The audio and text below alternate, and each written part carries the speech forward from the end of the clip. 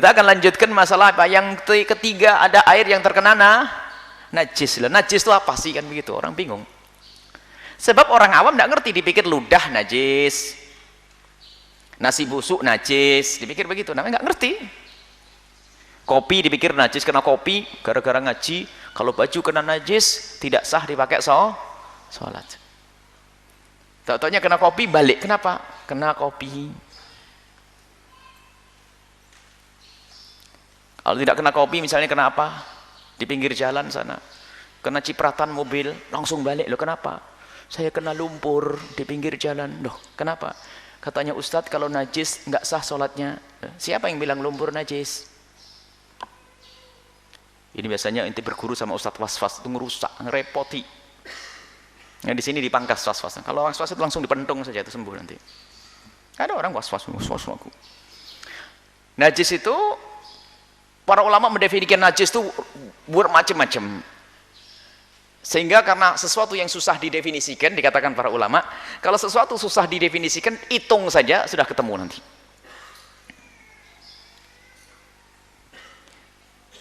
Yang tidak bisa mungkin didatangkan dengan definisi, maka datanglah. Yang tidak bisa datang dengan bil haddi, maka hendaknya didatangkan dengan bil addi.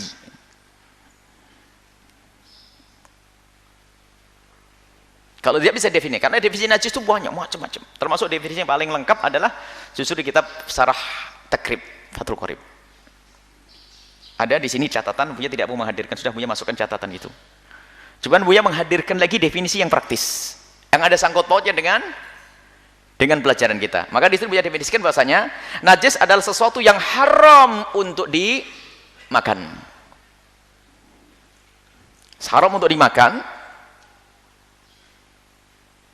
Dan satu, menjadikan sebab sholat tidak sah jika terkena, jika dibawa dalam sholat menjadi tidak sah sholat, dan jika terkena air menjadi rusaknya air. Itu najis. Ada sesuatu haram yang dimakan tapi tidak bisa merusak, tidak merusak air. Contohnya apa? Orang makan paku haram karena merusak dirinya sendiri. Tapi kalau kecemplung air, merusak air atau tidak? Tidak. Kalau kamu bawa dalam sholat, sah atau tidak? Sah. Maka ini definisi yang Buya hadirkan untuk mendekatkan kepada fikihmu nanti. Jadi yang namanya najis adalah sesuatu yang haram untuk diminum. Haram untuk dikonsumsi, dengan catatan, jika dibawa dalam sholat akan menjadi tidak sahnya sholat, dan jika bercampur dengan air akan menjadikan rusak air.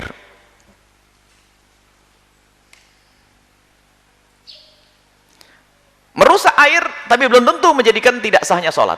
Contohnya tepung merusak air atau tidak? Merusak. Tapi di bawah sholat tepung tetap sah. Ya, jadi harus tiga tadi. Haram dimakan, digunakan untuk sholat adalah menjadi tidak sah, bercampur dengan air menjadi merusak, itu najis. Itu definisi ringan. Kalau definisi dalam kitab Fathul Qorib tidak bisa sebutkan dalam praktis ini karena intinya sampai tujuan. Bahkan lupakan definisi, sekarang bil'ad, hitungan saja. Menurut mazhab Imam Syafi'i hanya ada 7 najis itu. Selebihnya jangan ragu-ragu. Hanya 7 najis itu. Yang pertama, segala sesuatu yang keluar dari lubang depan dan lubang belakang yang mengandung bebasahan. Sudahlah. Keluar intan permata kalau basah najis ya. Lubang depan, lubang belakang najis. Asalkan mengandung bebasahan. Ada orang keluar kelereng, kliduk, emas, intan, cincin. Kering, najis atau tidak? Tidak najis. Tapi terkena najis, mutan najis. Atau yang kering tidak, mutan najis saja. Kenapa? Pasti di dalamnya kena bebasah. Jadi kalau ada orang, mohon maaf, buang air kok keluar cincin, dicuci saja, besok dipakai cincinnya untuk sholat boleh. Karena itu terkena najis, tidak najis. Tapi najis yang bebasahannya itu. Jadi satu. Jelas ya? Makanya kecuali air mani.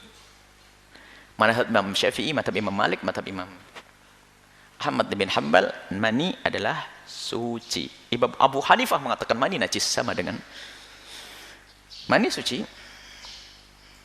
Artinya kalau terkena baju terkena najis, maka baju terkena mani tidak wajib untuk dicuci.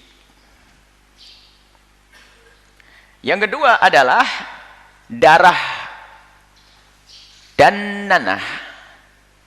Darah dan nanah, sebab nanah itu darah busuk, sebenarnya darah saja sudah cukup, cuman biasanya disebutkan. Kalau dalam fikih dulu waktu kita kecil itu an-najasatu ma huwa an-najasa huwa ad-damu wal qai'u wal khamru wal lahmul khinzir. Ini kan suruh ngafalin kecil-kecil di bab mabadi fikih itu. Makanya memang didefinisikan susah, makanya bil addi dihitung saja. Darah dan nanah dari manusia ataupun binatang, termasuk ikan yang katanya bangkainya pun adalah halal tapi darahnya tetap najis. Ini kadang kesalahpahaman, dipikir kalau ikannya itu jadi bangkai saja boleh, lalu darahnya jadi suci. Enggak.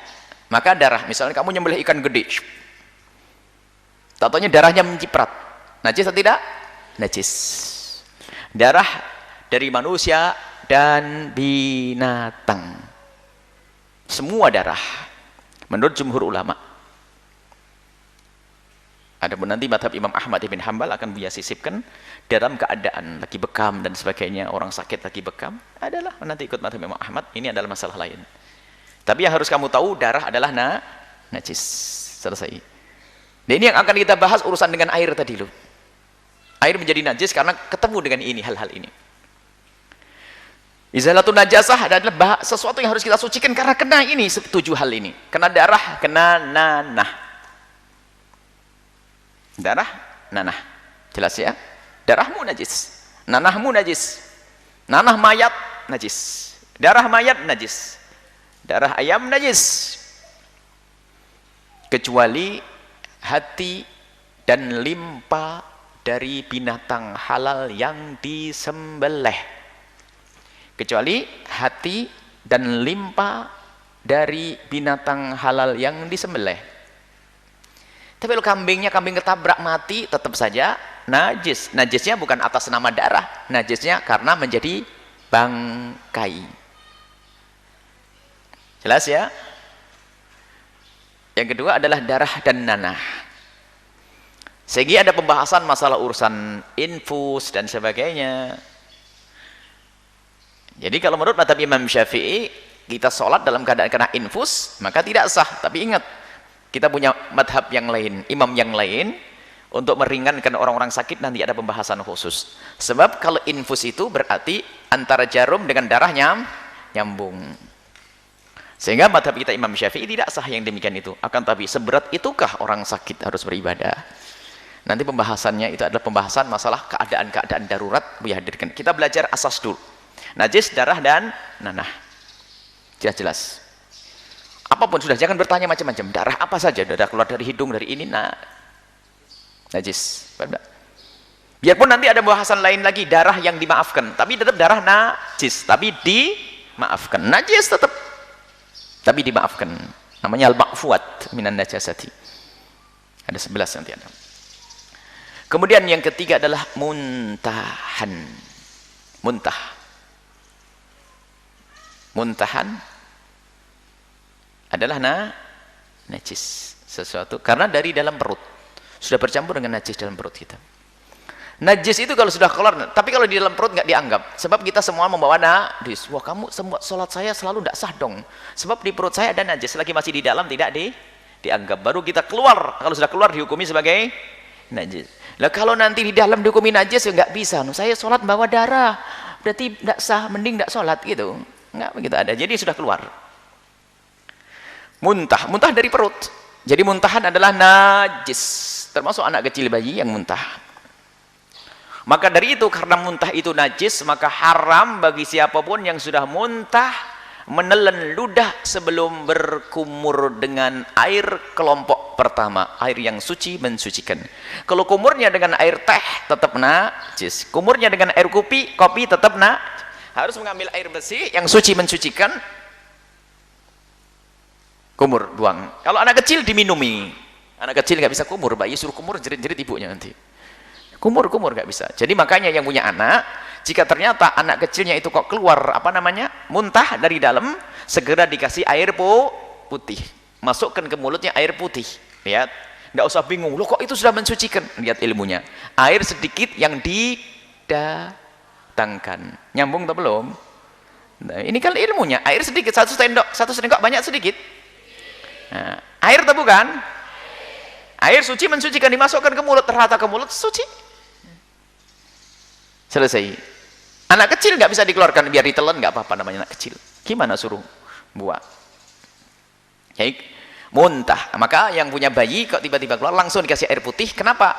Kalau belum diberi air putih, kok kemudian mungkin nyusui, maka susunya itu adalah najis. Tempatnya itu menjadi najis karena kena muntahan. Nggak susah sebetulnya. Baik. Yang keempat adalah bangkai. Bangkai adalah dari binatang yang halal yang mati tidak disembelih. Atau dari memang binatang yang dasarnya adalah haram, memang tidak bisa disembelih. Ular. Mazhab Syafi'i ini semuanya. Jadi semua bangkai adalah haram, semua bangkai adalah najis kecuali 3 bangkai. Kecuali 3 bangkai. Yang pertama adalah bangkainya manusia bangkainya tidak najis. Jadi kalau kamu sholat menggendong mayat tetap sah. Bangkai manusia adalah suci, waqad karamna bani Adam. Lalu di dalamnya masih ada najis, sudahlah. Ini bab yang dimaafkan, jangan ribet-ribet nanti. Baik, bangkai manusia memang dibahas kalau gendong mayat tidak sah dan sebagainya. Jangan mempersulit orang. Dan siapa yang mau gendong mayat mau sholat? Enggak ada terjadi. Cuman mungkin ada satu orang anaknya kecil lagi meninggal, dia takut ketinggalan sholat, belum sempat mungkin. Kecuali manusia, kemudian belalang dan ikan binatang laut. Dalam hadis tadi yang dirawahu arba'a khamsah, diriwayatkan oleh para imam hadis, bahwasanya al-hillu maitatuhu, yang halal bangkainya. Jadi bangkai binatang yang ada di dalam air maka itu adalah halal, ikan. Darahnya bagaimana? Tetap najis. Ini yang perlu disinggung karena kadang-kadang dipertanyakan, darahnya gimana? Tetap najis. Ini pembahasannya beda. Manusia saja suci, darahnya bagaimana? Yes. Kenapa kok pusing? Kenapa bingung? Itu. Baik. Kemudian yang kelima adalah anjing dan keturunannya. Anjing dijodohkan dengan kambing, keluar kambing. Berarti kambing anaknya anjing. Najis atau tidak? Najis dalam mazhab Syafi'i ini. Mazhab Malik enteng. Anjing dan anak keturunannya. Yang keenam adalah babi dan anak keturunannya. Babi makan sama manusia sekalipun, na'udzubillah. Contoh, seorang wanita digauli sama anjing atau babi, keluar anaknya ganteng, alim, najis jasadnya. Contoh ini. Baik, paham ya? Yang enam apa? Babi dan keturunannya. Yang ketujuh, tujuh, Buya pisah antara anjing dengan babi. Biasanya Buya gabung. Kalau itu digabung agar tetap 7. Kenapa Buya 7? Asik lah bilangannya 7. Aslinya kalau digabung itu. Biasanya Buya pisah antara darah dengan nanah.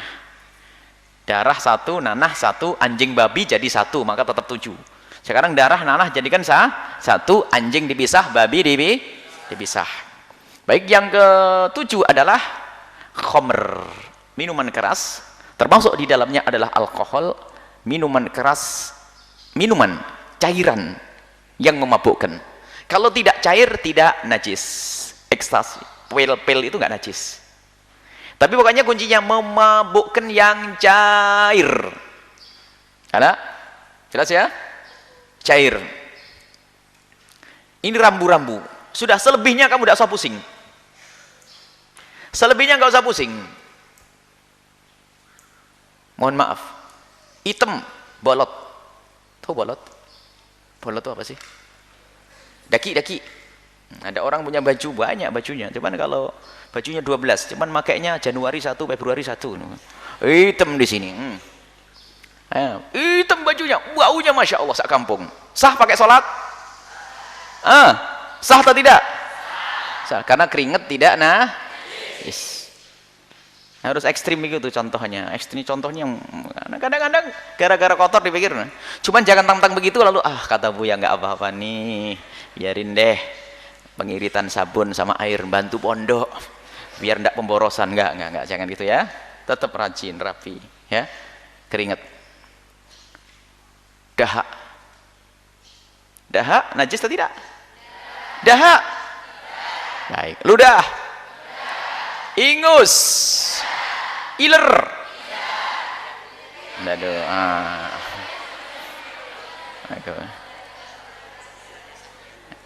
Kalau iler dari dalam disamakan dengan muntahan, karena dari dalam perut. Makanya itu tidak Buya bahas karena apa? Kayak nanti dibahas masalah puasa, bagaimana hukum muntah itu kan. Sebenarnya fikih itu saling berkesinambungan. Semakin mantap pemahamanmu fikih tentang muntah hari ini, najis nanti di saat kamu bahas masalah puasa. Kenapa membatalkan puasa ini? Baik, ini sampai di sini dulu. Selain itu nggak usah pusing. Gedebok busuk najis enggak? Jerami, selokan, sudah pinggir jalan sana, makanya udah jalan ada bau di pinggir jalan, ada motor mobil lewat surat kena bajumu, najis enggak? Ya enggak usah ragu-ragu, kecuali terbukti ada empuk onta, empuk kuda dan sebagainya. Kalau hanya kotor tidak makanya jangan menjadi ustadz was-was. Ini ustadz was-was tuh ngerepoti. Katanya ada di pinggir jalan langsung aduh, kenapa kotor, takut kena kencingnya orang. Ajib, memang orang mana yang kencing sampai segitu banyak itu? Empupnya orang, memang ada orang empuk di pinggir jalan? Kecuali sudah pada tahu di situ tempat lewatnya kuda, ya ini kan beda. Baru itu pun tidak boleh langsung menganggap najis, dilihat dulu. Oh ada tai kudanya enggak? Oh enggak ada, aman. Ada ya? Jangan mudah kena was-was. Lumpur kotor semuanya enggak najis. Sampah, tempat sampah enggak najis.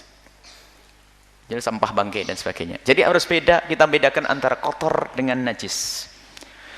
Kotor dengan najis. Kemudian ada catatan penting. Najis akan pindah ke tempat lain adalah jika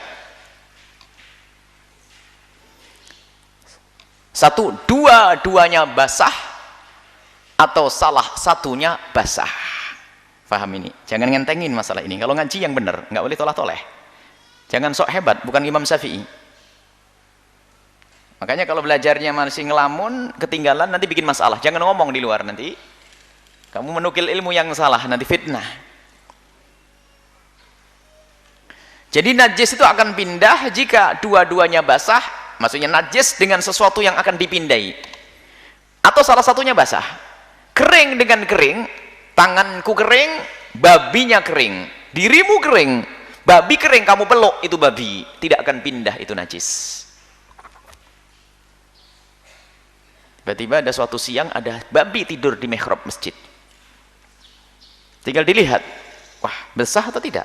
Kalau babinya kering, maka najis tidak akan pindah ke mihrab masjid, karena kering dengan Tapi kalau salah satunya basah, tanganmu basah, kamu pukul itu babi, tanganmu jadi najis.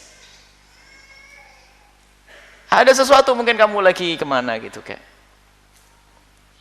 umroh, amin. Ada ajib nih kayak batu setengah hitam.